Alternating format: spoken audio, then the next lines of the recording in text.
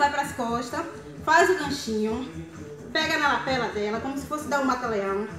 Aí ela resistiu, você cata o braço dela de um lado, puxa o braço, e aí você troca a pegada, no caso, e aí você gira e entra pro triângulo. Finaliza. Beleza, não pare de filmar não. Mostre mais uma vez. E aí já vai filmar de outro ângulo. Beleza. Estamos aprendendo, estamos ficando profissional. Isso, filma de outro lado. Isso.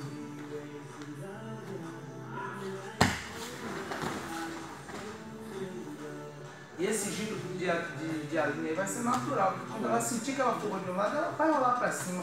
Ninguém vai ficar. Se você sentiu que você tá afogado pra rolar, você vai rolar. Mais uma vez. Mais uma vez aí. Entra no ganchinho. Pega a lapela dela. Cada o braço. Puxa. Troca novamente.